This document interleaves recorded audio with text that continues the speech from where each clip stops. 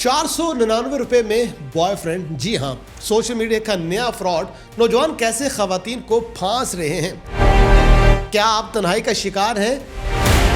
क्या आप किसी खूबसूरत नौजवान के साथ कॉफ़ी पीना चाहती हैं, फिल्म देखना चाहती हैं या किसी तकरीब में साथी के तौर पर ले जाना चाहती हैं?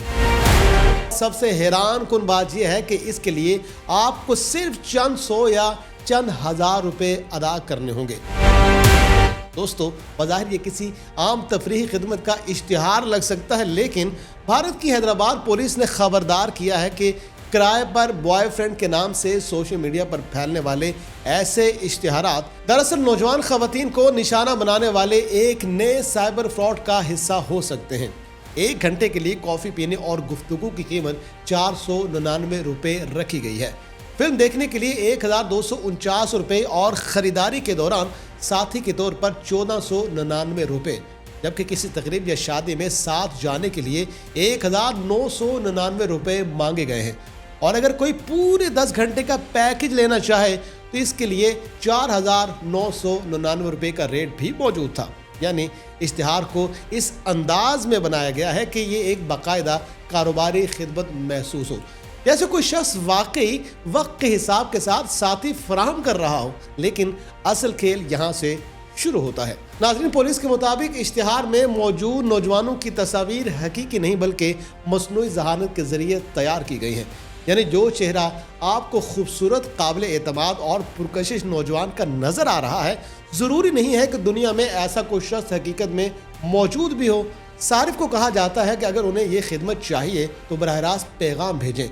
इसके बाद उनसे ज़ाती मालूमात हासिल की जाती हैं, बातचीत के ज़रिए एतमाद पैदा किया जाता है और जब खातून बुकिंग पर रजामंद हो जाए तो रकम एडवांस के नाम पर ऑनलाइन मुंतकिल करने को कहा जाता है।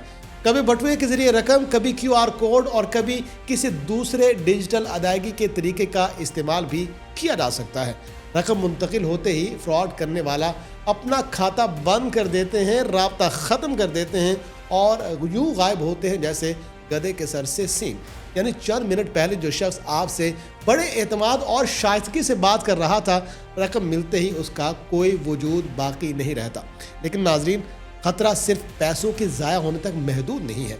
पुलिस ने खबरदार किया है कि अगर कोई शख्स इन इश्तिहारात के ज़रिए अपने फ़ोन नंबर, तस्वीर या दूसरी ज़ाती मालूमात फराहम करता है तो बाद में उसे ब्लैकमेल भी किया जा सकता है।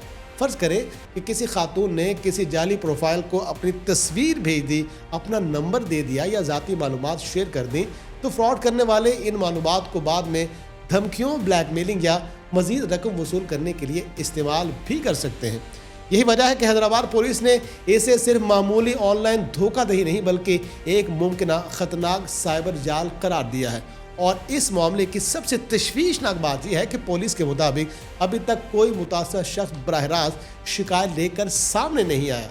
लेकिन इसका मतलब ये नहीं है कि फ्रॉड नहीं हो रहा। इसलिए एहतियात कीजिए और अपने आप को महफूज रखिए।